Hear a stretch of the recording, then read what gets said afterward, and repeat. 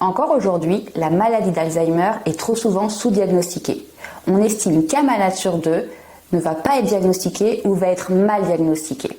On va aussi avoir encore trop de malades qui vont être diagnostiqués trop tardivement dans la maladie. C'est pourquoi il est primordial de trouver des techniques de diagnostic qui vont être plus spécifiques, plus précises, plus fiables, mais aussi plus faciles d'accès et moins coûteuses. Ces dernières années, la recherche a fait d'énormes progrès sur le diagnostic de la maladie d'Alzheimer. Voici donc les 10 pistes de recherche principales sur lesquelles les chercheurs travaillent pour diagnostiquer la maladie d'Alzheimer.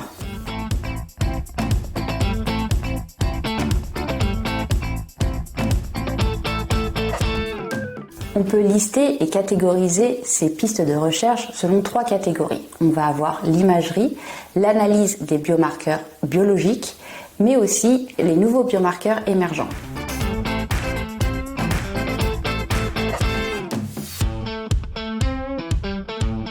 Concernant l'imagerie, on va avoir des progrès significatifs qui ont été faits sur la tomographie par émission de positons. On l'appelle aussi TEP. Cette technique d'imagerie permet de regarder le cerveau des patients grâce à l'injection de traceurs. Donc actuellement, du vivant du patient, on peut par exemple détecter une des lésions de la maladie d'Alzheimer qui est les dépôts bêta-amyloïdes. Et plus récemment, les cliniciens peuvent maintenant détecter l'autre lésion caractéristique de la maladie d'Alzheimer qui sont les dégénérescences neurofibrillaires. La TEP utilisée pour détecter les dégénérescences neurofibrillaires s'appelle la TEP-TO. Et cette technique n'est pas encore utilisée en routine clinique, elle va être utilisée principalement pour les essais cliniques. En parallèle, d'autres études se concentrent sur l'utilisation de la TEP pour détecter d'autres biomarqueurs, comme les biomarqueurs de la neuroinflammation, qui est un phénomène qui est aussi dérégulé dans le cerveau des patients Alzheimer.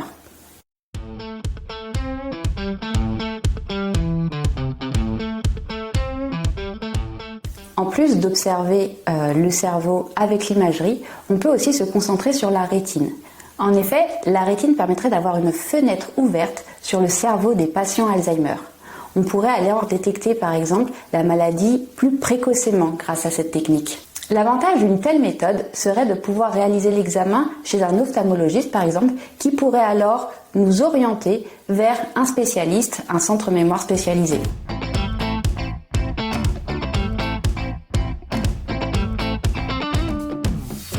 Une autre avancée en ce qui concerne l'imagerie serait de pouvoir combiner différentes imageries différentes. C'est ce qu'on va appeler l'imagerie multimodale.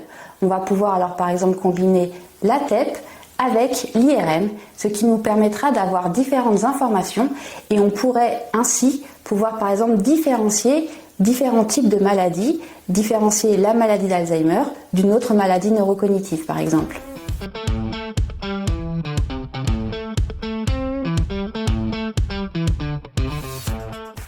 Enfin, concernant l'imagerie, on pourrait s'imaginer l'utilisation de l'intelligence artificielle. L'intelligence artificielle permettrait en effet d'améliorer l'analyse des données des images issues de l'IRM ou de la TEP par exemple. L'IA pourrait recréer une image qui permettrait d'indiquer si le patient a des dépôts amyloïdes ou non uniquement à partir d'une image issue de l'IRM, sachant que normalement l'IRM ne permet pas d'avoir ce genre d'informations. Ceci est particulièrement intéressant quand on connaît la difficulté d'accéder à une TEP amyloïde. Par ailleurs, dans le cas par exemple d'un traitement anti-amyloïde, l'IA pourrait détecter, prédire le risque hémorragique qu'aurait le patient lorsqu'il est sous ce type de traitement.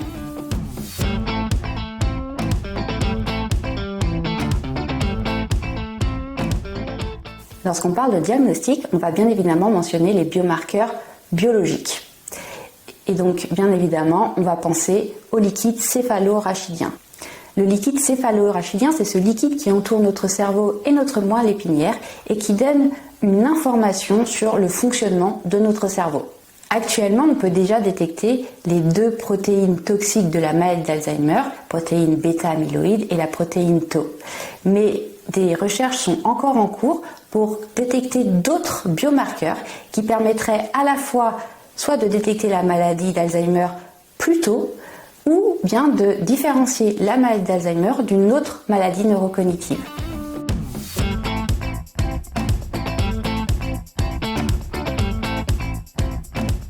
Concernant les progrès de la recherche sur le diagnostic et notamment au niveau des fluides biologiques, on pense bien évidemment aux biomarqueurs sanguins. En effet, maintenant, on peut détecter les formes toxiques des protéines bêta-amyloïdes et tau dans le sang des patients Alzheimer. L'arrivée de ces biomarqueurs en routine clinique est estimée pour fin 2024 ou 2025. Il faut bien noter que cette technique sera un examen de première ligne. C'est-à-dire que si le test est positif, à ce moment-là, le patient sera réorienté vers un centre mémoire spécialisé. Si le test est négatif, il n'y aura pas besoin d'autres examens supplémentaires. La recherche continue de développer d'autres biomarqueurs sanguins. On va en effet rechercher des biomarqueurs pour détecter la neuroinflammation, mais aussi pour détecter une possible mort neuronale.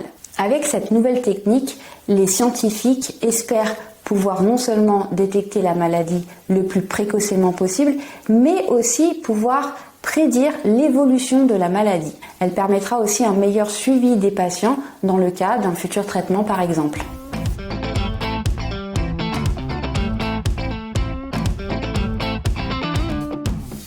Ces dernières années, les scientifiques se sont intéressés à d'autres fluides biologiques. On va les appeler les fluides biologiques périphériques. Ça va être par exemple les larmes, la salive, les sécrétions nasales, mais aussi l'urine. Il faut bien noter que ça reste des techniques très expérimentales et elles ne sont pas encore suffisamment fiables pour être utilisées en routine clinique.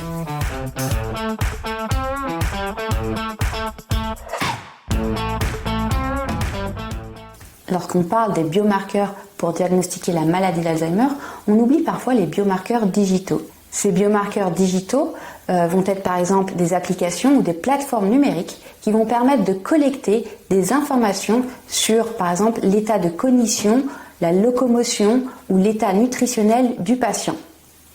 Ce type de biomarqueur va permettre de suivre un patient sur le long terme. Une fois ces données collectées, l'intelligence artificielle pourrait analyser ces données et identifier les personnes à risque de développer une maladie d'Alzheimer dans le futur. On pourra ainsi les rediriger plus rapidement vers des spécialistes pour une meilleure prise en charge.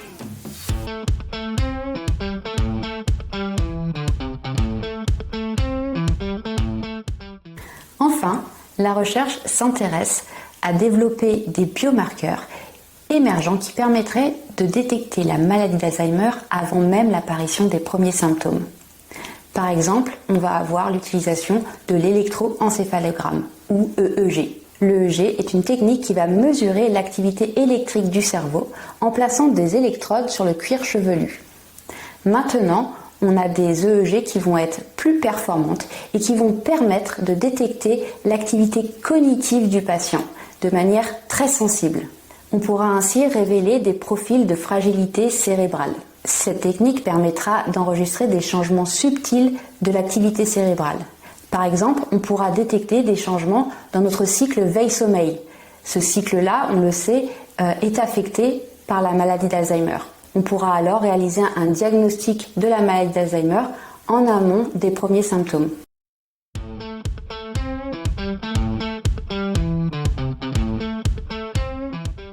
Enfin, un autre biomarqueur émergent va être l'utilisation de l'oculométrie. L'oculométrie est une technique qui permet de détecter les mouvements oculaires lorsqu'on réalise des tâches. Ces mouvements sont maintenant connus pour communiquer des informations sur le fonctionnement cérébral et notamment sur la déficience cognitive. Ainsi, des études sont maintenant en cours en utilisant cette technique pour essayer de détecter la maladie d'Alzheimer de manière très précocement avant même l'apparition des premiers symptômes. On remarque donc que la recherche a fait des avancées significatives sur le diagnostic de la maladie d'Alzheimer et les biomarqueurs sanguins en sont un bon exemple. Ils vont permettre une approche moins invasive, plus rapide et facile, accélérant ainsi la pose du diagnostic. Mais encore beaucoup d'avancées restent à faire. Il nous faut encore trouver des biomarqueurs qui permettront de détecter la maladie le plus tôt possible, mais aussi de pouvoir la différencier des autres maladies neurocognitives. Pour cela, nous avons besoin de projets innovants, avant-gardistes et de concepts nouveaux. Et c'est grâce à la recherche fondamentale que nous pourrons trouver un diagnostic de précision et fiable.